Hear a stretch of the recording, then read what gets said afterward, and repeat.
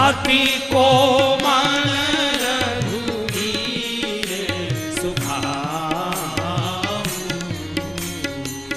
यद्यपि अखिल लोक कलिराऊ, यद्यपि अखिल लोक कलिराऊ। अरे बहुत सरल है।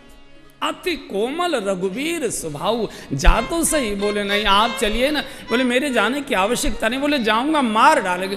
अरे तू कैसी बात करता है, तेरा तो कोई अपराध नहीं है, तुझसे बड़ा अपराध इनका मैं कर चुका हूँ। क्या मतलब? बोले तूने तो चरणों पे ही तो चौंच मारी है, तो माँ के चरणों में ही तो जाएगा, और कहाँ जाएगा? मैं तो इनकी घरवाली से ही शादी करने के लिए मचल उठा था।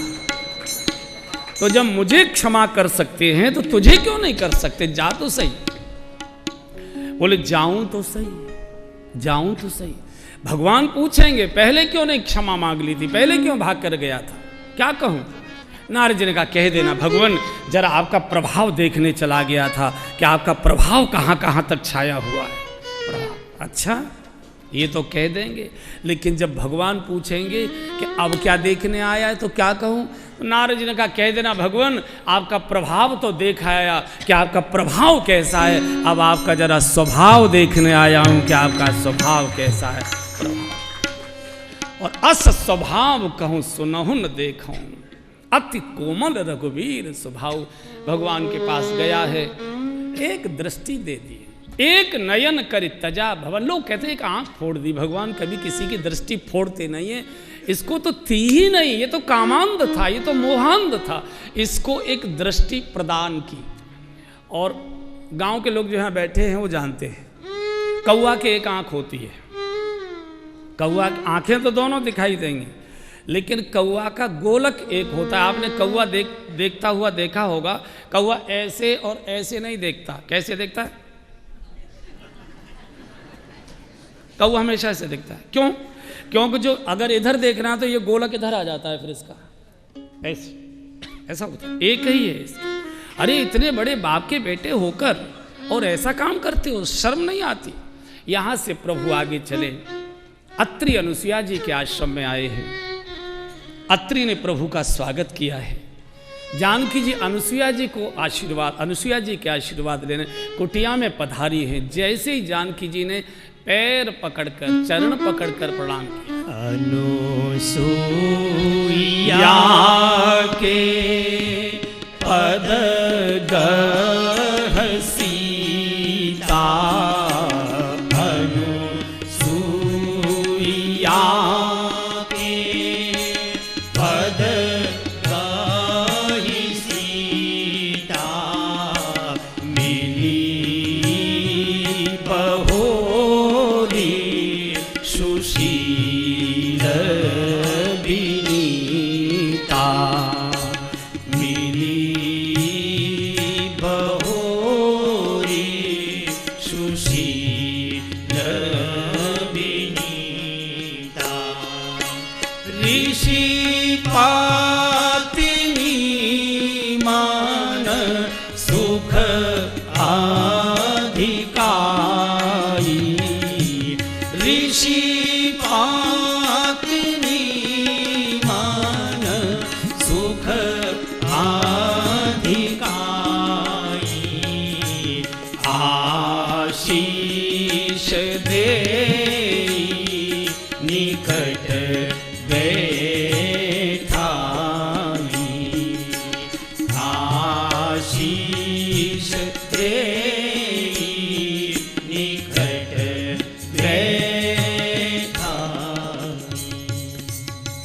जैसे अनुसुईया जी के चरण स्पर्श की, जानकी जी ने अनुसुईया के पद गए सीता। देखो बूढ़ी माँ को सास के जो श्रेणी में आती हों, अगर उनको प्रणाम करना हो तो उनके पैर पिंडलियों को थोड़ा 5-7 बार दबाइए। वृद्धावस्था में पिंडलियों में दर्द रहता है, तो जैसे ही आपने दबा तो एक आशीर्वाद निकल गया, दूसरा आशीर्वाद निकल गया, और 5-7 बार करो तो पूरी मैया खाली ही हो जाएगी, एकदम पूरी खाली हो जाएगी, पूरा आशीर्वाद। माताओं के, बूढ़ी सासों के पैर जरूर दबाओ। लेकिन जो सास बैठी हैं उनसे भी प्रार्थना है कि बहू अगर पैर दबाने लगे तो बार बार मना करती रहो, मना कर, बस बस बस हो गया बहुत हो गया, भले ही पैर सरकाना नहीं अपना, लेकिन मुंह से बोलते रहो बहुत। तो वो बेचारी, नहीं तो अगर बोली नहीं तो एक दिन आएगी फिर कमरे के सामने से निकलेगी ही नहीं कभी शाम को, एकदम पूरा। और हमारे सुना थे एक महात्मा बड़ा अच्छा, कि माँ ने कहा था बेटी सास की जरूर सेवा करना, पैर दबाया करना, आशीर्वाद मिलेगा। अब नहीं पढ़ी लिखी बहू पतली दुबली, आजकल तो वैसे ही शादी से पहले लड़कियां बहुत अपना शरीर कम कर लेती हैं, बड़ी पतली दुबली, और सास रानी लड्डू कचौड़ी खाई हुई एकदम। तो आ गई, अब बैठ गई, चरण दबा, और दोनों हाथों से ले, वो हाथ में ही ना आवे, बड़ा मुश्किल करे। खैर थोड़ी देर हुई, अब सास को तो बड़ा सुख मिला। तो अब ये माँ ने कहा कि जब तक मना न करे तब तक उठना मत अपनी ओर से, वो सास रानी मना कर देंगे तो उठा। बड़ी देर हो गई, अब इसकी दम निकला जा रहा है, अब क्या करे क्या न करे। तो जब सास को थोड़ी झपकी सी लगी तो बहू उठना शुरू हुई कि अब माता ही सो रही है, सो। जैसे ही पैर हटाया पलंग से, राम बेटी, हाँ माता जी, क्या भाई बहन हो तुम? बोले 2 बहन है 2 भाई। फिर लग गई बेचारी, अब जान निकली जा रही है इसकी। रात का 12 साढ़े 12 बजे जब माँ को जरा खर्राटे से आए, अब सोच, अब माता जी सो गई। फिर उठी, फिर माता जी जग गई, राम बेटी, हाँ माता जी।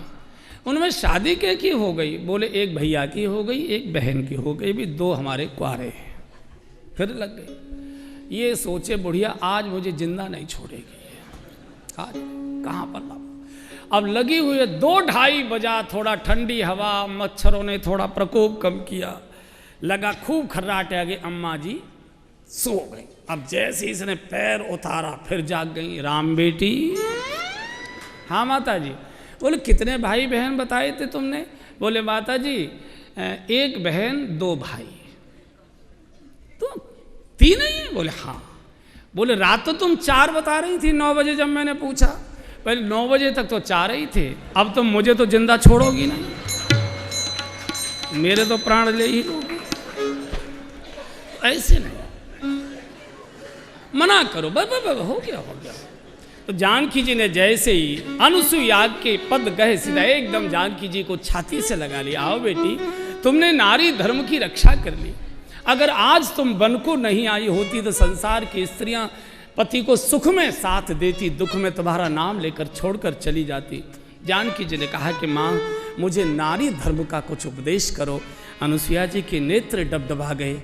जानकी बेटी तुम तो नारी धर्म की मूर्तिमंत प्रतीक हो, अरे तुमको क्या कहना, लेकिन बस एक ही बात मुझे कहनी है, पति कैसा भी हो वृद्ध रोग बस जड़ धनहीना, वृद्ध रोग बस जड़ धनहीना, अंध बधिर क्रोधी आति दीना, अंध बधिर क्रोधी आति दीना, ऐसे उपाति कर ये अपमाना, ऐसे उपाति कर ये अपमाना, नारी पाव यम पूरे दुख नाना, नारी पाव यम पूरे दुख नाना, हाँ नारी पाव यम पूरे दुख नाना, नारी पाव यम पूरे दुख नाना। पति कैसा भी हो, वृद्ध रोग जड़ धनहीन कैसा भी पति हो, ऐसे वो पति कर की अपमान, कभी अपमान मत करो। पति भाग्य से मिलता है, पुरुषार्थ से, प्रयास से नहीं मिलता, पति भाग्य से मिलता है। और अनुसुईया जी कह रही हैं कि नारी का एक ही धर्म, एक व्रत नेमा, काय वचन मन पति पद प्रेमा। कोई अलग से पूजा पाठ करने की स्त्री को आवश्यकता नहीं, बिनु श्रम नारी परम गति लहाई। अगर पति की सेवा है और हमारी सेवा से पतिदेव प्रसन्न है, कोई अलग पूजा की आवश्यकता फिर रहती नहीं, उसी में सारी पूजा समाहित रहती है। लेकिन इसका अर्थ ये मत समझ लेना कि यहाँ से लौटो और जाके अकड़ के सोफा पर बैठ जाओ, ले आओ थाल तिलक का, आरती उतारो, देवता बनाकर भेजा है हमको कथा से। ये दोनों के लिए है। जहाँ पत्नी के लिए पति देव स्वरूप है, वहीं पत्नी कोई भोग्या नहीं है, कोई निःशुल्क दासिका नहीं है, हमारी सेवा के लिए नहीं है। वो साक्षात देवी है, दुर्गा है, लक्ष्मी है, पूज्य है, उतनी ही वो वंदनीय है। पत्नी के लिए पति देवता है तो पति के लिए पत्नी भी देवी है। रथ के दोनों पहिए जब स्वस्थ होते हैं तब रथ चलता है। और अगर एक में पंचर हो तो चलता कम है, घिसटता ज़्यादा है। और आज लगता है चल कम रहा है, घिसट ज़्यादा रहा है। ये मर्यादा पुरुषोत्तम की कथा है। इस देश में भगवान कहते हैं कि मैंने जेही सपने ऊपर नार नहे, मोहि अतिशय प्रतीति मान गे, जेही सपने ऊपर नारी नहीं, मोहि अतिशय प्रतीति मान गे, जेही सपने ऊपर नारी नहीं, जेही सपने ऊपर नारी नहीं, जेही सपने ऊपर नारी नहीं। भगवान कहते मैंने स्वप्न में भी परस्त्री का ध्यान नहीं किया। ये मर्यादा का देश है। जिस समय यज्ञ हुआ है और ऋषियों ने कहा कि जानकी जी पत्नी चाहिए साथ में, बोले वो तो नहीं आ सकती है, तो यज्ञ कैसे होगा बिना धर्म पत्नी के? तो बोले ये तो आप बताएं। बोले आप दूसरा विवाह करें। बोले मैं तो स्वप्न में भी नहीं सोच सकता कि दुनिया में जानकी जी के अतिरिक्त कोई स्त्री मेरी पत्नी हो सकती है। सारे जगत की स्त्रियां मेरी माँ और बहन है, मातृवत परदारेषु, ये तो संभव ही नहीं है, स्वप्न में भी सोचा नहीं जा सकता। तो बोले यज्ञ कैसे होगा? बोले ये तो आप जानिए, हो या न हो, लेकिन दूसरा विवाह नहीं हो सकता। अरे बोले आपके कुल में अनेक अनेक विवाह होने की प्रथा है, आपके पिताजी ने तो 350 किए थे। बोले पिताजी ने जो किया उनके साथ चला गया, मैं हूँ, ये नहीं हो सकता। फिर क्या किया जाए? तो जानकी जी की सुवर्ण की प्रतिमा बनाई गई और फिर भगवान उधर जानकी जी को मालूम है कि यज्ञ हो रहा है और जानकी जी ये जानती हैं कि मेरे बिना यज्ञ हो नहीं सकता और मुझे बुलावा आया नहीं। तो क्या भगवान ने दूसरा विवाह कर लिया? जानकी जी के मन में केवल आया ही था, क्या भगवान दूसरा विवाह कर सकते हैं? तुरंत हृदय बोला मेरे प्रभु कभी दूसरा विवाह कर ही नहीं सकते, मेरे अतिरिक्त उनके जीवन में कोई दूसरा प्रवेश कर ही नहीं सकता। और ये कब स्पष्ट हुआ? जब लवकुश आए और उन्होंने सीता जी की प्रतिमा देखी, तो रात्रि को दोनों बालक जब यज्ञ पूर्ण हो जाता था तो दोनों बालक जानकी जी की प्रतिमा से लिपट लिपट कर रोया करते थे। जब लौट कर गए तो कहा माँ तुम वहाँ कब पहुँच गई? मैं तो नहीं। बोले नहीं, वो जो राजा थे ना यज्ञ कर रहे थे उनके बराबर आप बैठी हुई थी, हम स्वयं देख कर आए। तब जानकी जी के आंसू आ गए। बोले मेरे प्रभु ने मेरा त्याग नहीं किया, राजा राम ने रानी जानकी का त्याग किया है, लेकिन भगवान राम ने सीता का त्याग कभी नहीं किया। सीता हमेशा उनके साथ है। राजा की एक मर्यादा हो सकती है, वो अपने राज्य के संचालन के लिए जानकी जी का त्याग वो कभी कर ही नहीं सकते। रानी का त्याग उन्होंने किया है, सीता का त्याग कभी नहीं। राज्यम कुलम च सौख्यम च यदिवा जानकीमपि आराधनाय लोकाय मुंचिताम नास्ति में व्यथा। वो लोक आराधन के लिए रानी का त्याग कर सकते हैं, लेकिन कभी सीता का त्याग नहीं करें। ऐसे मर्यादित देश में मर्यादा का पालन, तब मर्यादा पुरुषोत्तम कृपा किया करते। यहाँ से आशीर्वाद लेकर आगे चले। ऋषि मुनियों ने भगवान को हड्डियों के ढेर दिखाए। प्रभु देखो, अस्थि समूह देख रघुराया। प्रभु की आंखों से आंसू आ गए और दोनों भुजा उठाकर भगवान ने अपने अवतार के कारणों की घोषणा कर दी कि मैं आखिर क्यों आया हूँ। निश्चरहीन करो मैं भुज उठाए प्रणकीन, सकल मुनिन के आश्रमन जाए जाए सुखदीन। भगवान ने अपने अवतार के उद्देश्य को घोषित कर दिया, निश्चरहीन करो मैं। और यहाँ से आगे शरभंग जी को मुक्त किया है, सुतीक्षण जी को दर्शन दिया है। अगस्त ऋषि के आश्रम में प्रभु आए हैं। अगस्त जी से पूछा कि हम कहाँ जाएं, इन राक्षसों का कैसे वध हो। बोले आप यहाँ से गोदावरी जाइए, वहाँ से आपको मार्ग मिलेगा। भगवान एक दिन बैठे थे जानकी जी के पास, सूर्पणखा का आगमन होता है। बहुत लंबी कथा है, रावण को मारना, इसलिए अब कम गाएंगे, आगे आगे बढ़ते चलो। आज रावण को छोड़ना नहीं है, चाहे कुछ हो जाए, थोड़ी देर भले ही हो। सूर्पणखा आई है, सूर्पणखा वासना है, बहुत सुंदर रुचिर रूप धरे।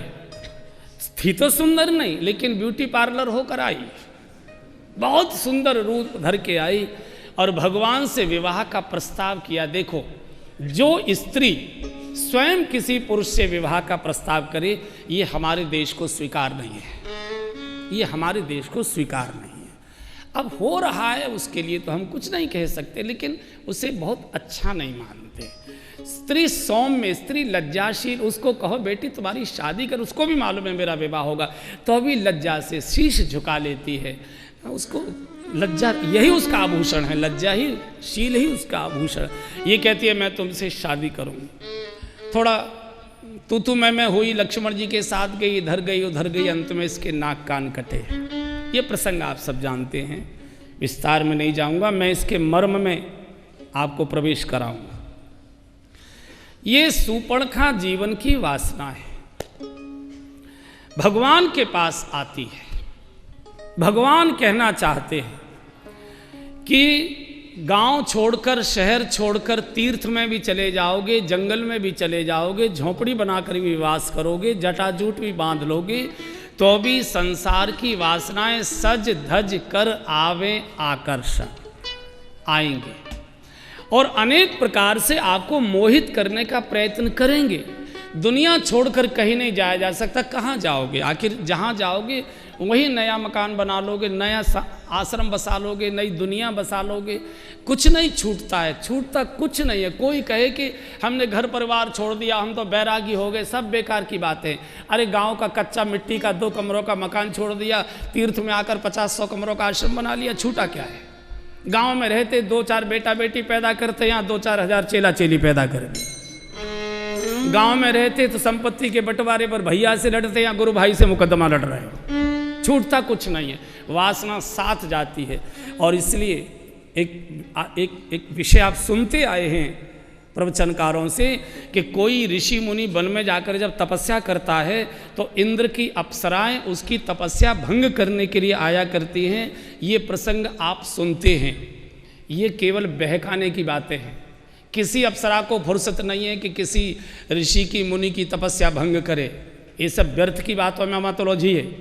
किस अप्सरा को फुर्सत है? और ये ऋषि जी बैठे हैं 6 महीने से तपस्या में, मंजन नहीं किया, बाल नहीं काढ़े, जुएं रेंग रहे हैं, बदबू आ रही है, 6 महीने से नहाए नहीं है, मैल जमाए, ये अप्सरा इन पर रिझेगी? हैं? क्या स्वर्ग के देवता कम पड़ रहे हैं? स्वर्ग के देवताओं को तो पसीना भी नहीं आता, वृद्धावस्था भी नहीं आती, आयु भी नहीं बिगड़ती, उनका सौंदर्य नहीं बिगड़ता। ये है क्या? ये बवाल क्या है? ध्यान से सुन लो। मन में जब कामुक चिंतन चलता है, काम हमेशा मन में रेंगता है। जब मन में कामुक चिंतन चलता है और आप अगर किसी व्यक्ति का बार बार कामुकता से चिंतन करोगे, ध्यान करोगे, तो कुरूप भी आपको स्वरूप लगने लगता है। फिर मेहरी भी आपको महारानी जैसी लगने लगती है। इसलिए आपने देखा है कि बहुत बड़े बड़े परिवारों में बड़े बड़े लोग मेहरियों से ही संबंधित हो जाते हैं, नौकरानियों से ही संबंधित हो जाते हैं। क्यों? क्योंकि काम की महिमा है कि जब कामुकता का आप बार बार चिंतन करेंगे तो जिसका चिंतन कर रहे हैं वो आपको सुंदर लगने लगेगा, उसकी भोगने की आपको इच्छा होने लगेगी। तो अगर काम की भोग की वासना हमारे मन के अंदर है तो हम जंगल में भी चले जाएंगे तो वो वासना का चिंतन, इसलिए गीता में भगवान स्पष्ट बोल चुके हैं, ध्यायतो विषयान पुंसः संगस्ते शूप जायते संगात संजायते कामः कामात् क्रोधो विजायते क्रोधात् भवत् सन्मोहा सन्मोहात् स्मृति विभ्रम स्मृति भ्रंशाद बुद्धिनाशो और बुद्धिनाशात प्रणश्यति। काम का भोग भोगना इतना अपराध नहीं है जितना विषय काम का चिंतन करना अपराध है। चिंतन से पूरी चेतना नष्ट हो जाया करती है। तो जब कामुकता हमारे भीतर है और जंगल में भी बैठकर वो हिलोर मार रही है, भीतर हमको कुरेद रही है, उसका चिंतन हो रहा है, तो हमको भेड़ चराने वाली गडरियन और घास खोदने वाली घसहेरन भी हमको अप्सरा जैसी दिखाई दे जाती हैं। फिर उन्हीं को हम लोग स्वीकार कर लेते हैं। इंद्र को दोष लगाते हैं कि अप्सरा भेजी थी। अप्सरा तो मन में बैठी हुई थी, और मन में अगर अप्सरा है तो दुनिया में कहीं भी चले जाओ। इसलिए बचना कैसे, बचना कैसे, अभी मैं आता हूं इस विषय पर विस्तार से। भगवान ने लक्ष्मण जी के पास भेजा। लक्ष्मण जी परम वैरागी है, परम वैरागी, 24 घंटे भगवान के चरणों की सेवा में है। ऐसे वैराग्यवान जागृत जीव को भी फंसाने के लिए वासना आती है। ये घमंड मत करना कि हम तो बहुत भजन करते हैं, व्रत करते हैं, तीर्थ में रहते हैं, ऐसा इस घमंड में मत रहना, इस अहंकार में मत रहना। एक बहुत वृद्ध संत से हमने पूछा था, हमने कि बाबा जी काम के बारे में आपका क्या कहना है। उन्होंने कहा कि यहाँ से लेकर लाहौर तक सोने की सड़क बना दी जाए और वो सोने की सड़क मुझे भेंट दे दी जाए तो अभी लोभ मेरे मन में नहीं आएगा, लेकिन मुझे मरने के बाद चिता पर लिटा दिया जाए तो अभी मुझे भरोसा नहीं है कि मेरी हड्डियों से काम समाप्त हो चुका है, मरने के बाद भी मुझे भरोसा नहीं है। ये एक वयोवृद्ध इसी गिरिराजी में निवास करने वाले सिद्ध संत का वक्तव्य है। इस अहंकार में मत रहना। बहुत लोग कहते हैं नहीं नहीं हम उड़ती चिड़िया पहचान लेते हैं, हमको कोई फंसा नहीं सकता। रे भैया, जो उड़ती चिड़िया पहचानने का दम्भ भरते थे, मैंने उनको ही चिड़ियों में खेलते देखा है। गलती मत करना, भूल मत करना। तो लक्ष्मण जी जैसे वैरागी को भी भगवान के बीच में पास में जानकी जी बैठी है। भगवान कहते हैं वासनाएं आएंगी, करना क्या, हर समय दृष्टि जानकी जी को और भक्ति के ऊपर रखो, भगवान के ऊपर रखो बस। और मैंने कितनी बार ये विषय बोला है, काम से संघर्ष मत करो। देखो जिससे हम संघर्ष करते हैं वो हमारी छाती पर बैठ जाता है। काम को दबोचोगे पूरा का पूरा शरीर कामुक हो जाएगा, पूरा संस्थान कामुक हो जाए। करना क्या, तो मैं सूत्र दिया था पहले कि ध्यान नाम का एक शब्द है। ध्यान, ध्यान एक ऊर्जा है। जैसे यूरिया खाद, तो आप खेत में यूरिया खाद डाल दीजिए, खेत एकदम बढ़ जाता है। ऐसे ही जिस पर हम अपना ध्यान लगा देते हैं वही हमारे भीतर एकदम प्रबल होने लगता है। अगर क्रोध पर ध्यान लगा दिया तो रोया रोया क्रोध से जलने लगेगा। अगर काम पर ध्यान लगा दिया, जो भोगा हुआ काम है या तो वो याद आता है या भविष्य में काम भोगने की योजनाएं ध्यान में आने लगती है कि ऐसे भोगेंगे ऐसे भोगेंगे। तो अगर काम पर ध्यान लगाया तो कामुकता से सारा शरीर भर जाएगा। क्रोध पर ध्यान लगाया, क्रोध से पूरा शरीर भर जाएगा। लोभ पर ध्यान लगाया तो रोया रोया लोभ से भर जाएगा, और भगवान पर ध्यान लगाया तो रोया रोया भगवान से भर जाएगा।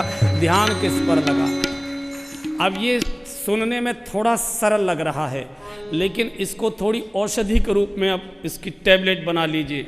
जब भी कामुक चिंतन अपने मन में आएगा, आप सीधे बैठे होते हैं, धीरे धीरे आप ऐसे हो जाएंगे, ऐसे। जब भी आपकी रीढ़ की हड्डी ढीली होगी, समझ लीजिए कहीं न कहीं आप विकारों के चिंतन में डूबते जा रहे हैं। कुछ मत करिए। ये केवल बचने के लिए बोल रहा हूँ, जिनको नहीं बचना है वो तो जो चाहे सो करें। पहले अपने उसी समय गुरु को याद करो। गुरु नहीं है, किसी संत को याद करो। सीधे बैठो, एकदम रीढ़ की हड्डी सीधी कर लो और 4, 6, 10 बार गहरी गहरी सांस ले लो। खड़े हो जाओ, चुटकी बजा लो, टहलना शुरू कर दो। उस धारा को जमने मत दीजिए। अगर एक बार काम की धारा में आपने रस लेना प्रारंभ कर दिया, फिर भगवान भी बचा नहीं सकता है। और बिल्कुल ही एकदम हमारे बस की कुछ भी नहीं है, तो रीढ़ की हड्डी सीधी करो, आंख बंद करो और रोना प्रारंभ कर दो। हे गोविंद हे गोपाल हे गोविंद हे गोपाल हे दया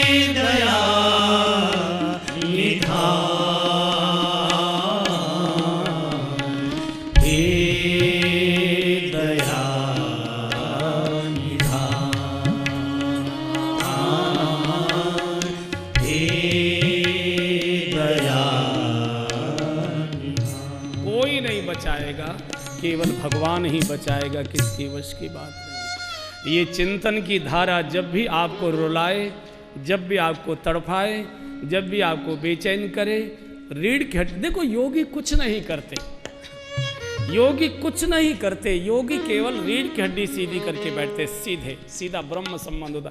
यही मोक्ष की अवस्था है। मोक्ष मरने के बाद नहीं होता, मरने के बाद पंडित जी का होता होगा, वो जाने, हमको मालूम नहीं। मोक्ष जीवित ही होता है, मरने के बाद किसी का मोक्ष नहीं होता। मान लो मैं आपको आशीर्वाद दे जाऊं कि आप ये दक्षिणा चढ़ाओ और आपको हम मोक्ष करा देंगे, और मरने के बाद आपको मोक्ष नहीं मिला, तो कौन से कोर्ट में मेरे खिलाफ FIR लिखाओगे, कहाँ लिखाओगे? कोई है थाना ढूंढ रखा है आपने? एक शब्द सुनते हैं आप, जीवन मुक्त उदासी। मुक्ति जीवित को होती है।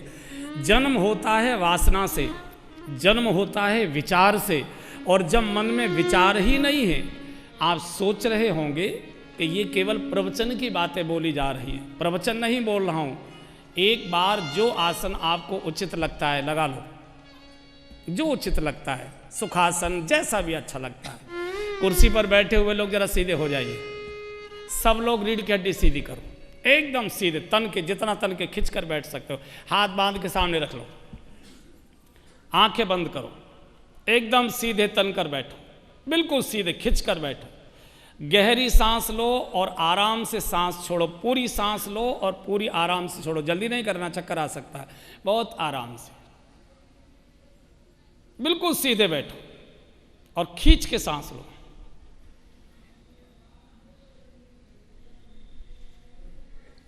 ढीले मत हो।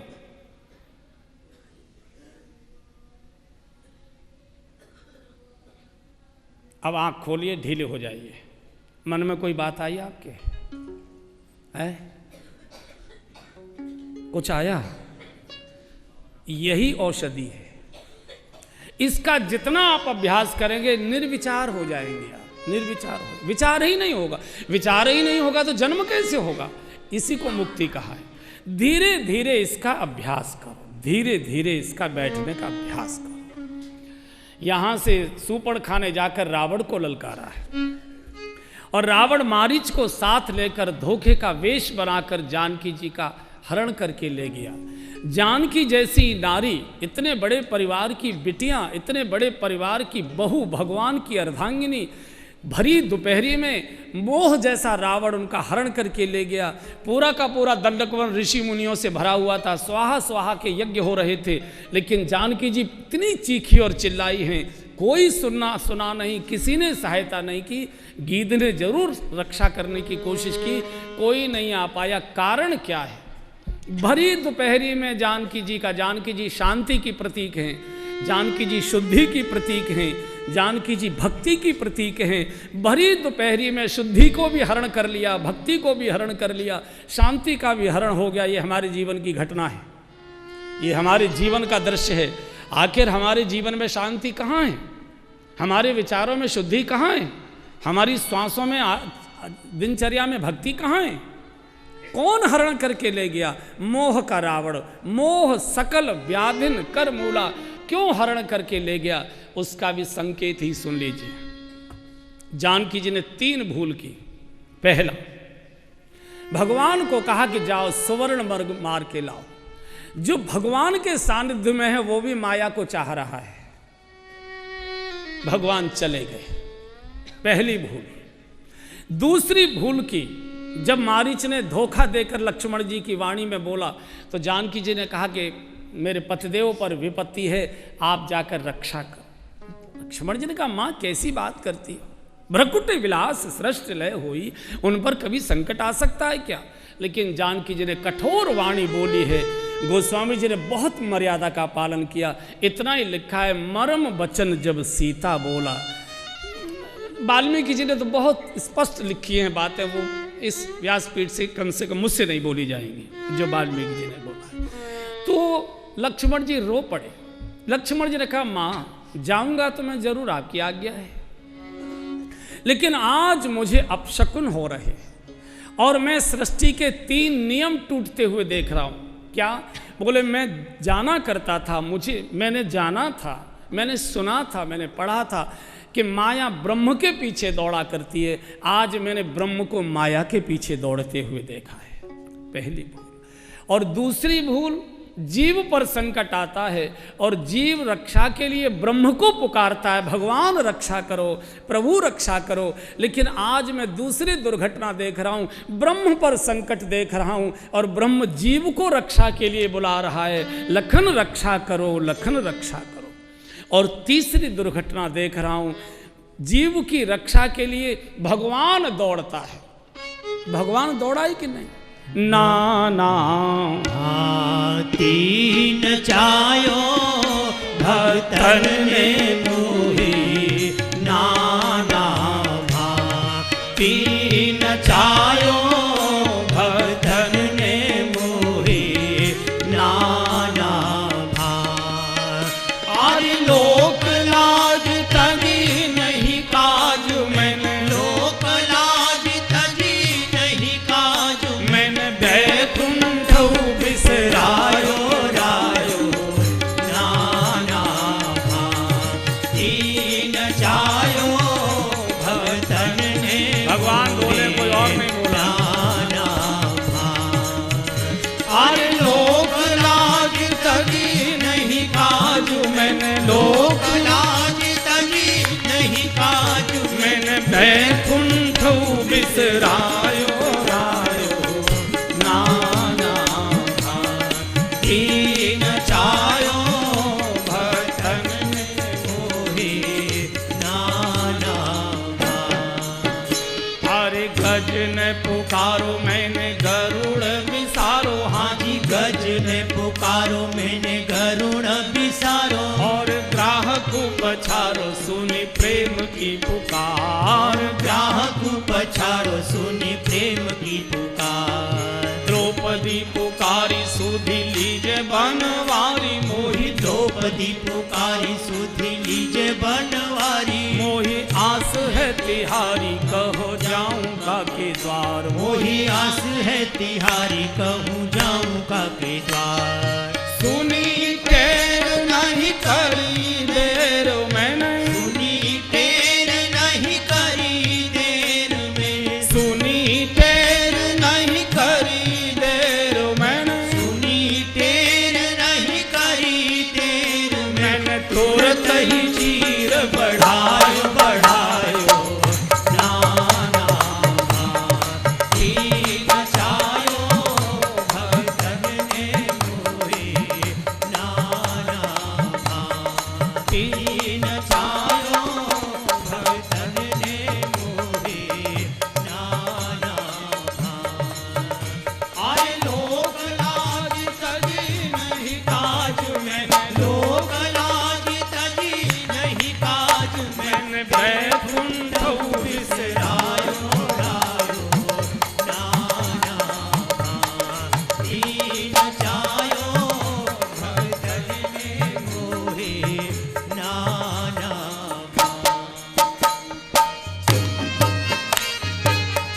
हरि ओम।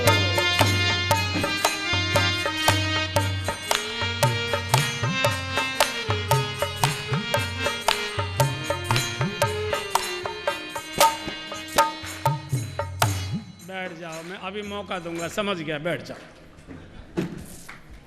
क्योंकि फिर जरा दूसरे प्रसंग आएंगे, वो बैठे बैठे भी कमर दर्द करने थोड़ा तो चाहिए। अभी मौका देता हूं। तो लक्ष्मण जी ने कहा, अच्छा चलो यार, गाई ले होगी, देखी जाएगी सबके मन में, हैं? तेरी मंद मंद मुस्कनिया पे बलिहार श्यामा जू, बलिहार श्यामा जू, तेरी मंद मंद मुस्कनिया। अब कर लो, मन की जाए करनी है। श्यामा जू बलिहार श्यामा जू, तेरी मंद मंद मुस्कनिया पे बलिहार श्यामा जू, बलिहार श्यामा जू, तेरी मंद मंद मुस्कनिया पे बलिहार श्यामा जू, बलिहार श्यामा जू, बाजे छम छम छम पे जनिया पे बलिहार श्यामा जू, बलिहार श्यामा जू, बाजे छम छम छम पे जनिया पे बलिहार श्यामा जू, बलिहार श्यामा जू। अरे नीली साड़ी वाली बहन जी पीछे नाच रही थी, तुम्हारे कारण तो मैंने भजन ही किया है। खड़ो, तेरी मंद मंद मुस्कनिया पे बलिहार श्यामा झूम, बलिहार श्यामा झूम। तेरी मंद मंद मुस्कनिया पे बलिहार श्यामा झूम, बलिहार श्यामा झूम। मथुरा में जन्म लियो है, ब्रज पावन श्याम कियो है। मथुरा में जन्म लियो है, ब्रज पावन श्याम कियो है। मथुरा में जन्म लियो है, ब्रज पावन श्याम कियो है। ब्रज भूमि में आवनिया पे बलिहार श्यामा झूम, बलिहार श्यामा झूम। ब्रज भूमि में आवनिया पे बलिहार श्यामा झूम, बलिहार श्यामा झूम। तेरी भक्तम पे जनिया पे बलिहार श्यामा झूम, बलिहार श्यामा झूम। तेरी मंद मंद मुस्कनिया पे बलिहार श्यामा झूम, बलिहार श्यामा झूम। तेरी मंद मंद मुस्कनिया पे बलिहार श्यामा झूम, बलिहार श्यामा झूम। वृंदावन झूमे गाए, ब्रज मंडल खुशी मनाए। वृंदावन झूमे गाए, ब्रज मंडल खुशी मनाए। वृंदावन झूमे गाए, ब्रज मंडल खुशी मनाए। अब ढोलक की बजवनिया पे बलिहार श्यामा झूम, बलिहार श्यामा झूम। अब ढोलक की बजवनिया हरि बोल बलिहार श्यामा झूम, बलिहार श्यामा झूम। बाजे छम छम छम पे जनिया पे बलिहार श्यामा झूम, बलिहार श्यामा झूम। तेरी मंद मंद मुस्कनिया पे बलिहार श्यामा झूम, बलिहार श्यामा झूम। तेरी मंद मंद मुस्कनिया पे बलिहार श्यामा झूम, बलिहार श्यामा। जय हो।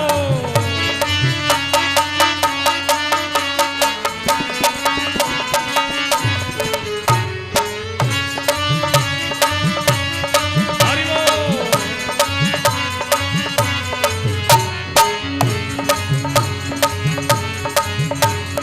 जय जय।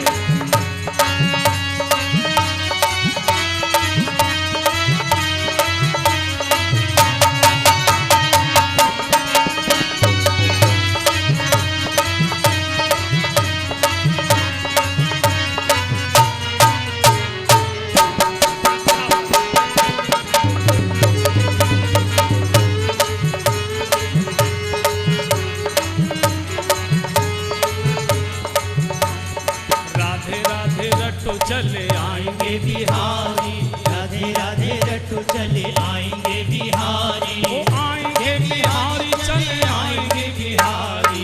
आएंगे बिहारी चले आएंगे बिहारी। वो आएंगे बिहारी चले आएंगे बिहारी। आएंगे बिहारी चले आएंगे बिहारी। श्री राधे राधे। राधे राधे रटो चले आएंगे बिहारी।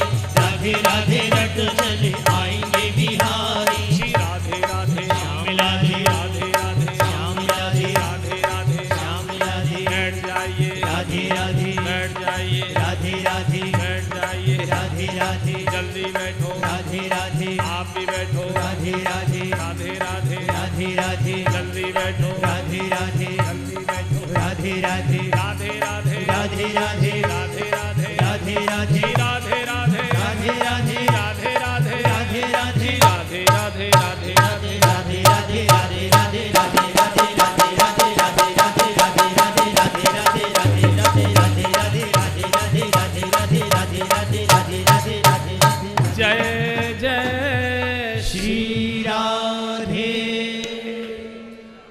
हो गए राजी हैं? बढ़ो आगे।